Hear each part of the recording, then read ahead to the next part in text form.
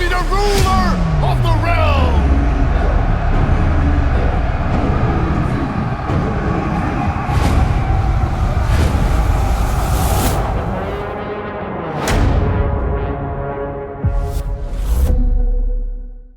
How you doing, Rico? Hey, first of all, talk about that promo we just watched. That was pretty cool. The old medieval style type of thing. Oh, I loved it. I loved it. I think if we look back at the medieval times, you know, that's where this whole thing that we're doing now comes from. Except we're not gladiators, we don't die anymore, luckily, but it's like it's a part of entertainment, so I love it. The last fight you had against Levi was an all-time classic. He dropped you with that spinning back fist. I heard you say in a recent interview that that's as close as he'll ever get. He'll never have a chance against you like that. Why are you so confident? Because, you know, we've been doing this for such a long time. I got a U-Haul behind me with so much experience, so much technique, and I'm fitter, I'm better, I'm stronger, so let's go. Yeah, I also heard you say that this training camp has been off the charts, that you're in maybe the best shape of your life. What has been different about this training camp compared to the hundreds of other ones you've done? Well, I think it's, like they said, like what would be the difference between, they asked me, like what would be the difference between Rico now and the Rico 10 years ago? It's like, it's a totally different man.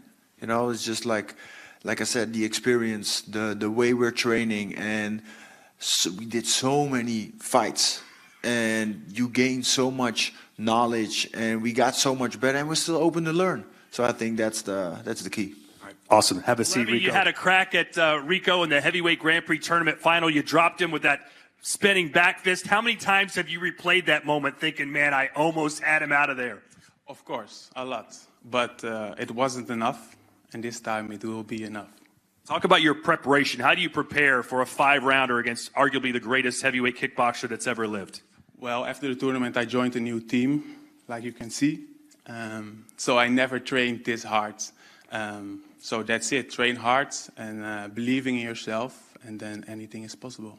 We'll hear from you more in just a minute. Thanks, Levi. 10 years since your last loss in January 2015 against Andre Gerasimuc, if I say it correct. So can you still remember how it feels to lose, that feeling, that emotion? Is it still, do you remember it? Yeah, 100%. To be really honest, is for me how I look at certain fights.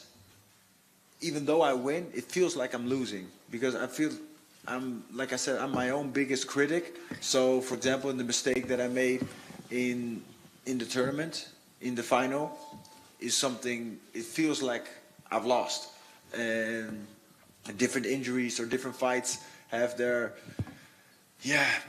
They bring their own thing with them that feels sometimes like a loss to me. So, like I said, I'm my own biggest critic, so we keep learning and we keep getting better. What do you have to do on December 7th to beat the champ? The thing is, there was no plan that night.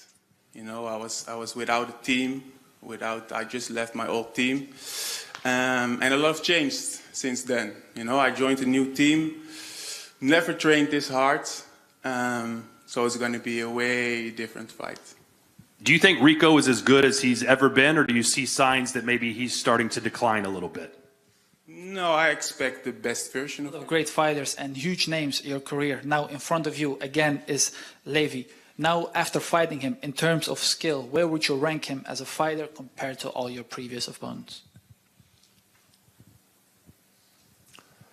Oh, that's a good question. I think he's definitely in the top. So like let's say the top 5, because he's bringing something to the table that the heavyweight division doesn't see too often.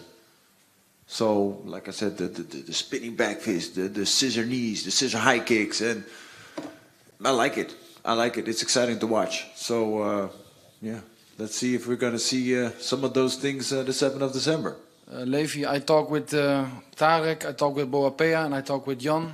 And you also went to Phuket with them on a training camp. They all told me that it was a hell. They died there many times. Can you tell me, now you're training in Den Haag, The Hague, what's the difference in terms of mentality and training? The difference is that Mike pushes us so deep and so hard that you not only physically get better, but also mentally.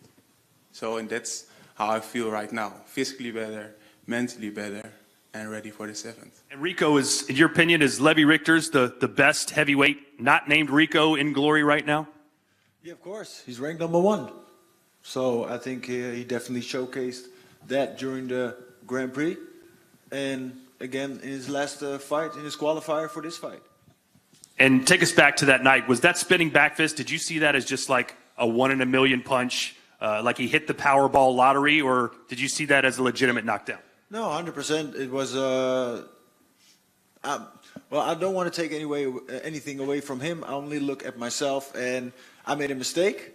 And I just hold up the mirror, look at myself like, how did that happen?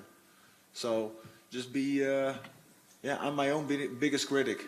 So that's what works for me, and that's what makes me better every time. In a bit of a similar position as John Jones, whereas you are you're undefeated for 10 years, you're the big guy, big name.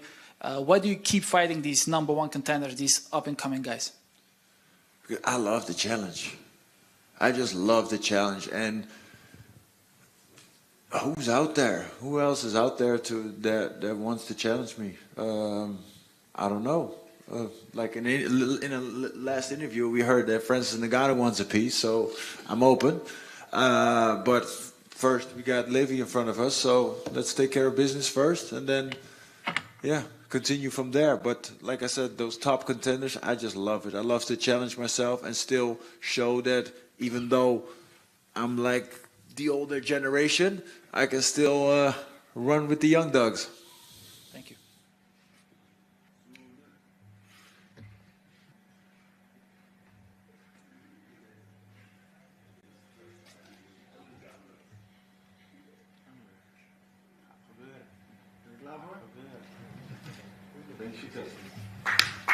All right, ladies and gentlemen, that'll do it.